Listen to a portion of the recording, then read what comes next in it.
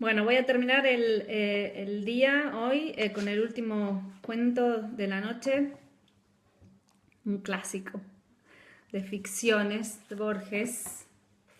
Ya sé que se ve al revés, pero ya estamos acostumbrados a que se vea al revés, ¿no? Eh, La muerte y la brújula, Jorge Luis Borges. La muerte y la brújula, Amandi Molina de Bedia.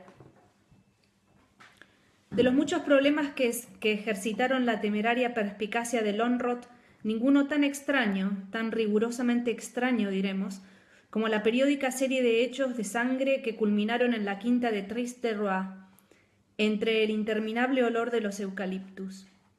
Es verdad que Eric Lonrot no logró impedir el último crimen, pero es indiscutible que lo previó. Tampoco adivinó la identidad del infausto asesino de Yarmolinsky, pero sí la secreta morfología de la malvada serie y la participación de Red Scarlac, cuyo segundo apodo es Scarlac el Dandy. Ese criminal, como tantos, había jurado por su honor la muerte de Lonrot, pero éste nunca se dejó intimidar. Lonrot se creía un puro razonador, un Auguste Dupin, pero algo de aventurero había en él y hasta de tahúr. El primer crimen ocurrió en el Hotel du Nord, ese alto prisma que domina el estuario cuyas aguas tienen el color del desierto. A esa torre, que muy notoriamente reúne la aborrecida blancura de un sanatorio, la numerada divisibilidad de una cárcel y la apariencia general de una casa mala, arribó el día 3 de diciembre el delegado de Podolsk al tercer congreso talmúdico, doctor Marcelo Yarmolinsky, hombre de barba gris y ojos grises. Nunca sabremos si el Hotel du Nord le agradó. Lo aceptó con la antigua resignación que le había permitido tolerar 3 años de guerra en los Cárpatos y 3000 años de opresión y de pogroms. Le dieron un dormitorio en el piso R, frente a la suite que no sin esplendor ocupaba el tetrarca de Galilea. Yarmolinsky cenó, postergó para el día siguiente el examen de la desconocida ciudad, ordenó en un placard sus muchos libros y sus muy pocas prendas, y antes de medianoche apagó la luz. Así lo declaró el chofer del tetrarca, que dormía en la pieza contigua. El 4, a las 11:03 a.m., lo llamó por teléfono un redactor de la Idische Zeitung. El doctor Yarmolinsky no respondió.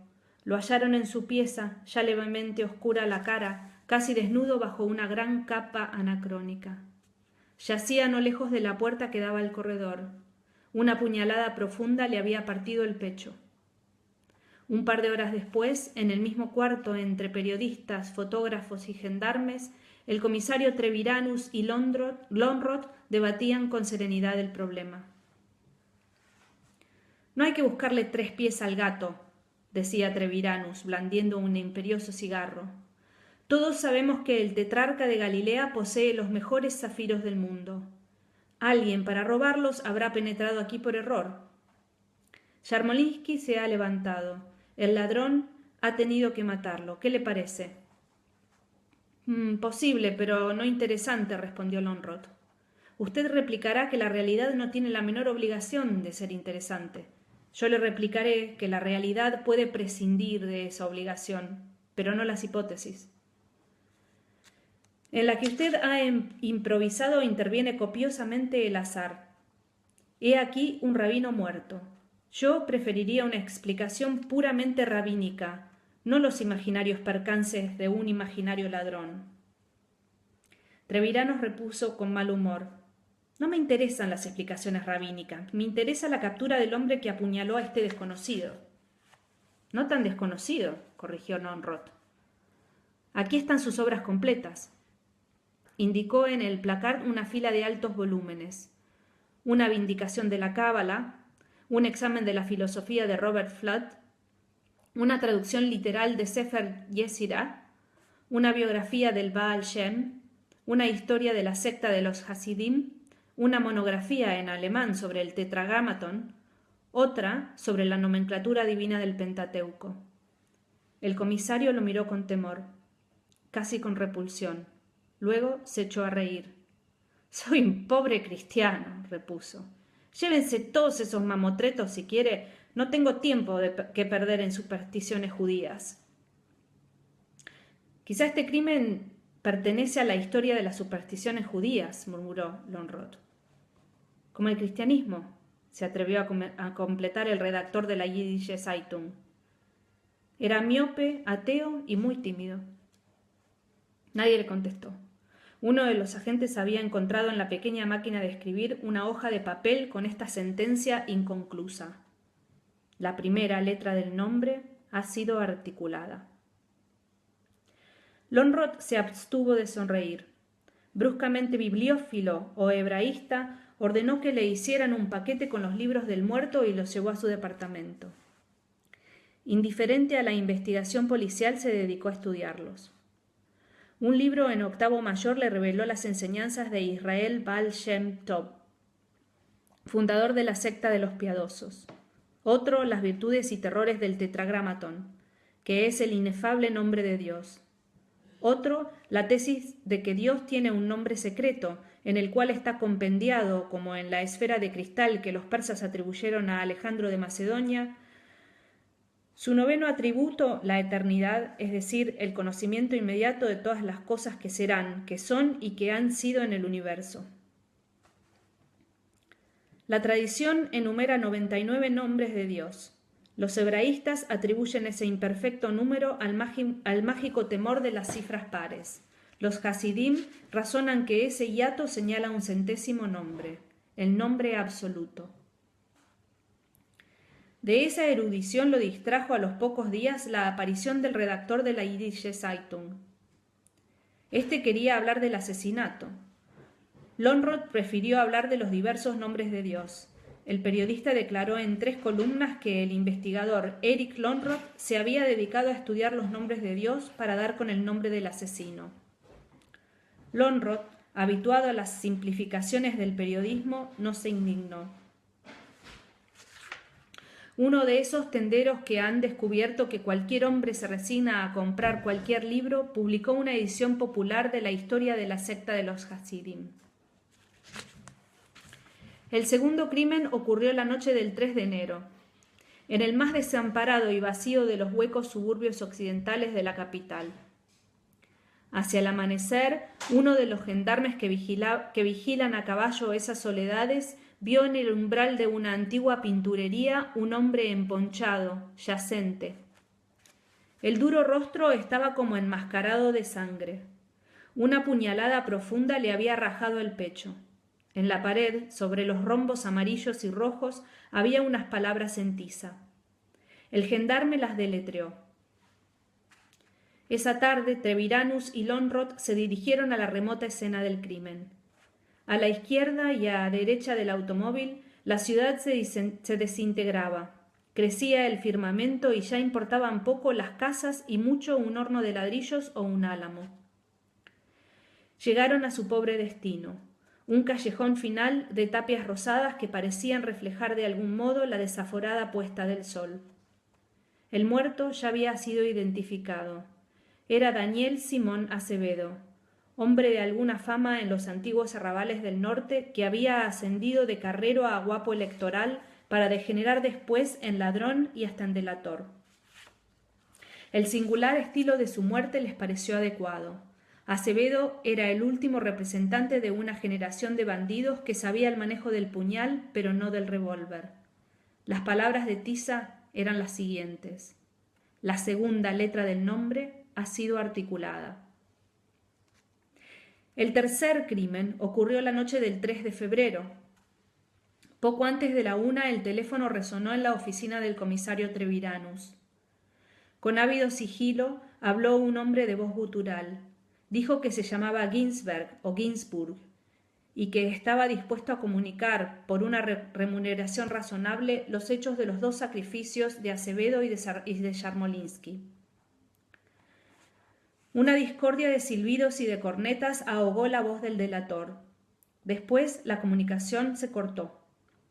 Sin rechazar aún la posibilidad de una broma, al fin estaban en carnaval, Treviranus indagó que le habían hablado desde Liverpool House, taberna de la Rue de Toulon, esa calle salobre en la que conviven el cosmorama y la lechería, el burdel y los vendedores de Biblias. Treviranus habló con el patrón. Black Finnegan, antiguo criminal irlandés abrumado y casi anulado por la decencia, le dijo que la última persona que había empleado el teléfono de la casa era un inquilino, un tal Griffius, que acababa de salir con unos amigos. Treviranus fue enseguida a Liverpool House. El patrón le comunicó lo siguiente. Hace 8 días, Griffius había tomado una pieza en los altos del bar. Era un hombre de rasgos afilados, de nebulosa barba gris, trajeado pobremente de negro. Finnegan, que destinaba esa habitación a un empleo que Treviranus adivinó, le pidió un alquiler sin duda excesivo. Griffius inmediatamente pagó la suma estipulada. No salía casi nunca. Cenaba y almorzaba en su cuarto, apenas si le conocían la cara en el bar. Esa noche bajó a telefonear al despacho de Finnegan. Un cupé cerrado se detuvo ante la taberna. El cochero no se movió del pescante. Algunos parroquianos recordaron que tenía máscara de oso.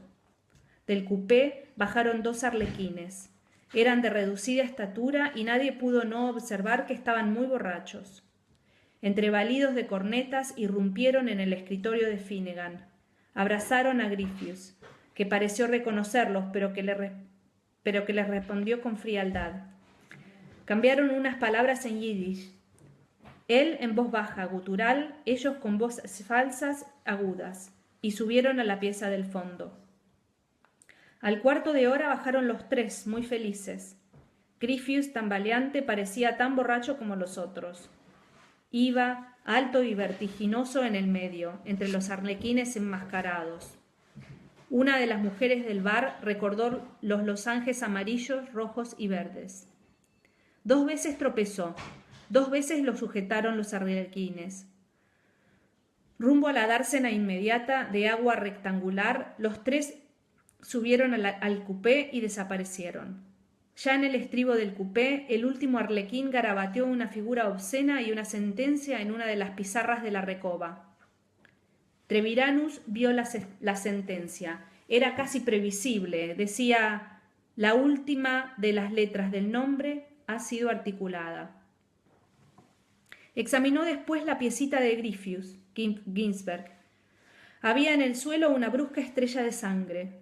En los rincones, restos de cigarrillos de marca húngara. En un armario, un libro en latín, el Philologus Hebragrotius, 1739, de Leusden, con varias notas manuscritas. Treviranus lo miró con indignación e hizo buscar a Lonrod. Sin sacarse el sombrero, se puso a leer mientras el comisario interrogaba a los contradictorios testigos del secuestro posible. A las 4 salieron. En la torcida rue de Tolón, cuando pisaban las serpentinas muertas del alba, Treviranus dijo: ¿y si la historia de esta noche fuera un simulacro? Eric Lonrod sonrió y le leyó con toda gravedad un pasaje, que estaba subrayado, de la disertación 33ª del Philologus. Dies iudorum incipit a solis occasu usque ad solis occasum Dei sequentis. Esto quiere decir, agregó, el día hebreo empieza al anochecer y dura hasta el siguiente anochecer. El otro ensayó una ironía. ¿Ese dato es el más valioso que usted ha recogido esta noche? No, más valiosa es una palabra que dijo Ginsberg. Los diarios de la tarde no descuidaron esas desapariciones periódicas. La cruz de la espada las contrastó con la admirable disciplina y el orden del último congreso eremítico. Ernst Palast, en El Mártir, reprobó las demoras intolerables de un pogrom clandestino y frugal, que ha necesitado 3 meses para liquidar 3 judíos. La Jiddische Zeitung rechazó la hipótesis horrorosa de un complot antisemita, aunque muchos espíritus penetrantes no admiten otra solución del triple misterio. El más ilustre de los pistoleros del sur, Dandy Red Scarlack, juró que en su distrito nunca se producirían crímenes de esos y acusó de culpable negligencia al comisario Franz Treviranus. Este recibió la noche del 1 de marzo un imponente sobresellado. Lo abrió. El sobre contenía una carta firmada Baruch Spinoza y un minucioso plano de la ciudad, arrancado notoriamente de una Baedeker.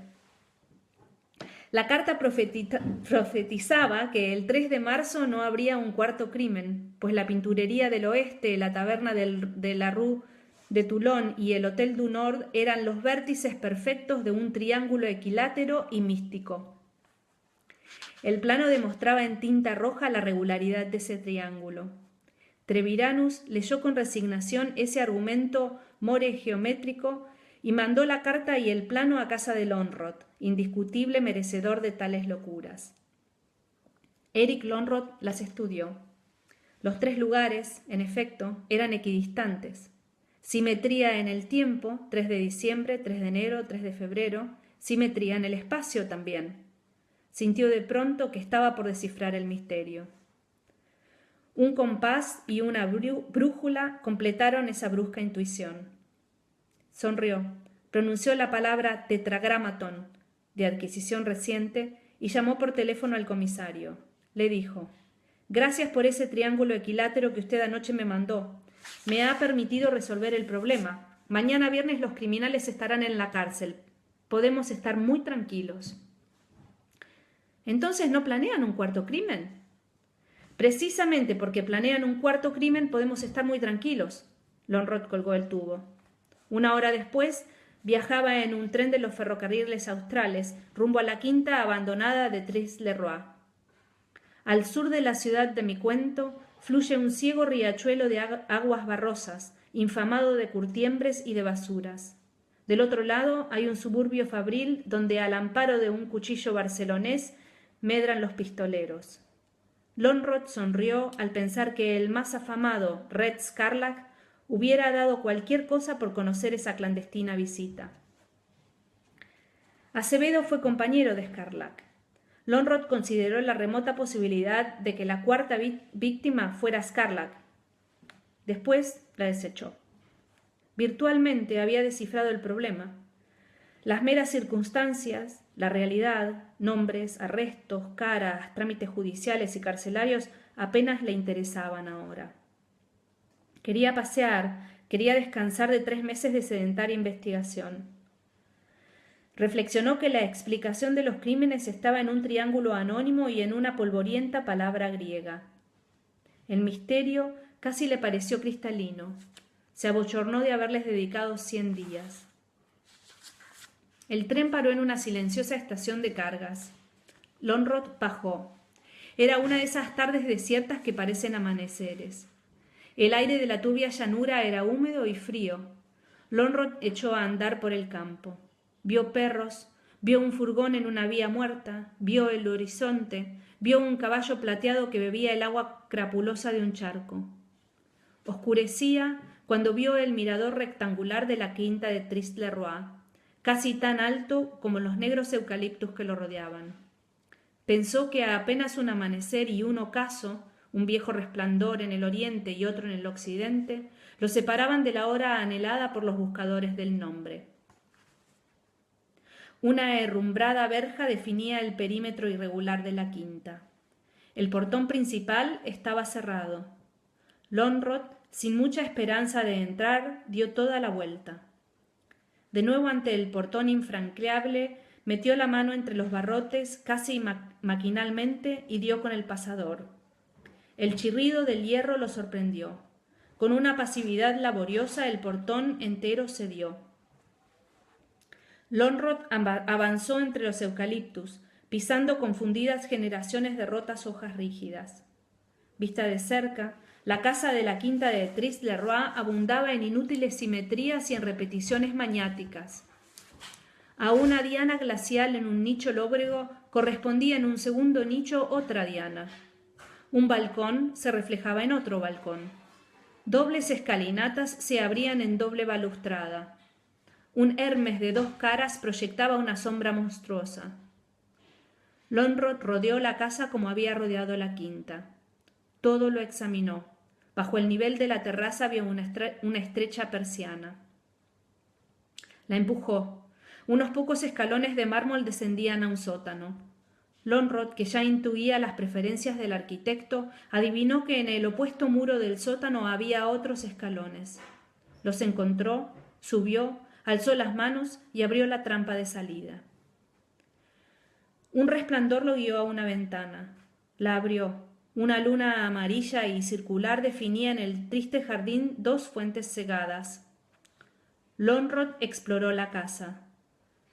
Por antecomedores y galerías salió a patios iguales y repetidas veces al mismo patio. Subió por escaleras polvorientas a antecámaras circulares.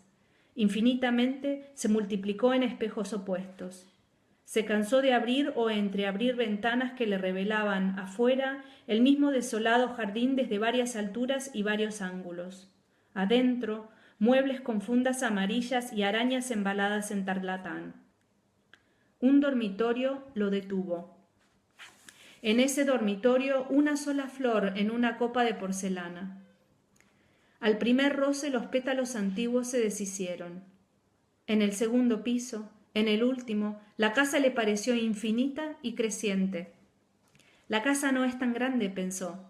La agrandan la penumbra, la simetría, los espejos, los muchos años, mi desconocimiento, la soledad. Por una escalera espiral llegó al mirador. La luna de esa tarde atravesaba los losanges de las ventanas. Eran amarillos, rojos y verdes. Lo detuvo un recuerdo asombrado y vertiginoso. Dos hombres de pequeña estatura, feroces y fornidos, se arrojaron sobre él y lo desarmaron. Otro, muy alto, lo saludó con gravedad y le dijo: «Usted es muy amable. Nos ha ahorrado una noche y un día». Era Red Scarlac. Los hombres maniataron a Lonrod. Este, al fin, encontró su voz. «Scarlac, ¿usted busca el nombre secreto?» Scarlac seguía de pie, indiferente. No había participado en la breve lucha, apenas si alargó la mano para recibir el revólver de Lonrod. Habló.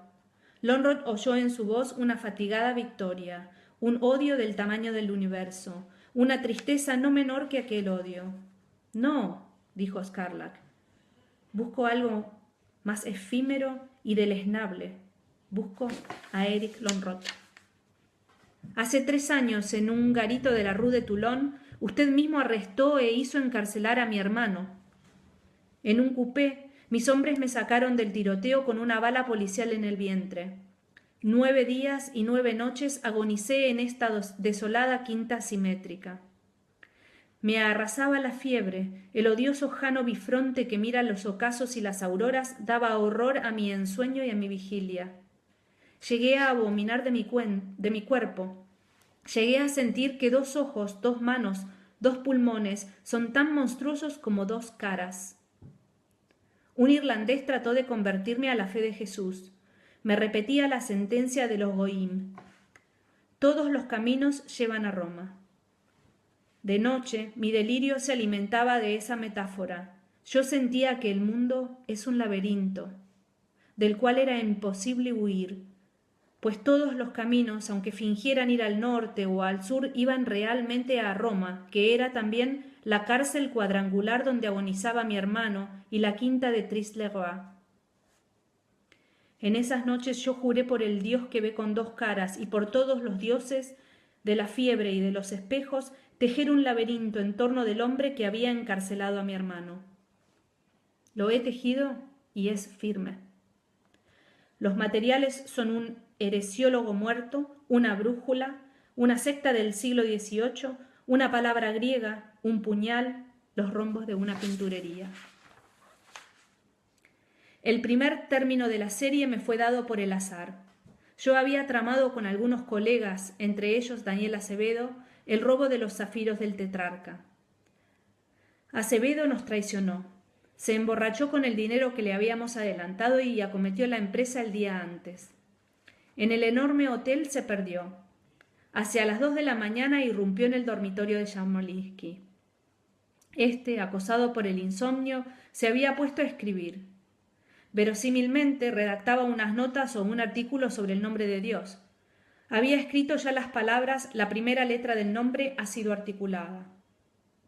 Acevedo le intimó silencio.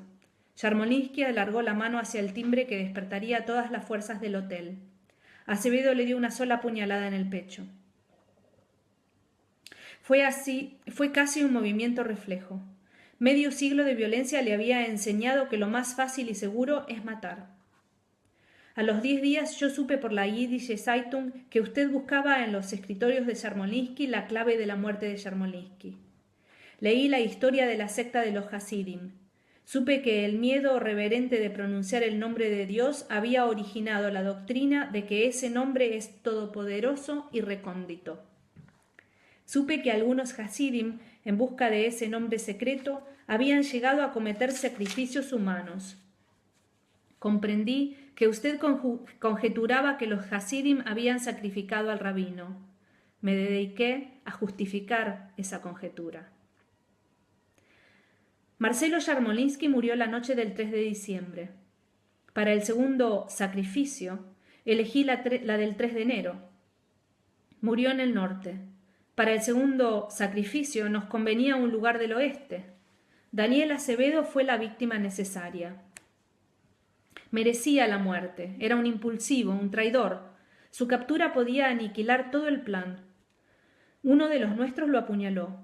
Para vincular su cadáver al anterior, yo escribí encima de los rombos de la pinturería, la segunda letra del nombre ha sido articulada.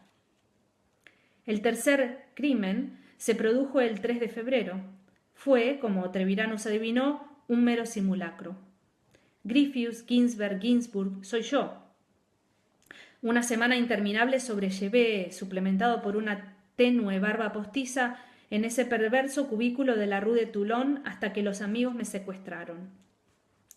Desde el estribo del coupé, uno de ellos inscribió en un pilar la última de las letras del nombre ha sido articulada. Esa escritura divulgó que la serie de crímenes era triple. Así lo entendió el público. Yo, sin embargo, intercalé repetidos indicios para que usted, el razonador Eric Lönnrot, comprendiera que es cuádruple. Un prodigio en el norte, otros en el este y en el oeste reclaman un cuarto prodigio en el sur. El tetragramatón, el nombre de Dios, JHVH, consta de 4 letras. Los arlequines y la muestra del pinturero sugieren 4 términos.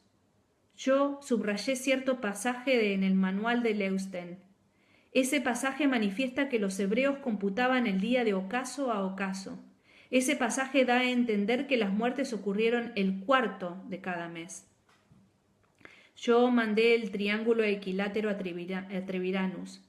Yo presentí que usted agregaría el punto que falta, el punto que determina un rombo perfecto, el punto que prefija el lugar donde una exacta muerte lo espera. Todo lo he premeditado, Eric Lönnrot, para atraerlo a usted a las soledades de Tris-le-Roi. Lönnrot evitó los ojos de Scarlac. Miró los árboles y el cielo subdivididos en rombos turbiamente amarillos, verdes y rojos. Sintió un poco de frío y una tristeza impersonal, casi anónima. Ya era de noche. Desde el polvoriento jardín subió el grito inútil de un pájaro. Lönnrot consideró por última vez el problema de las muertes simétricas y periódicas.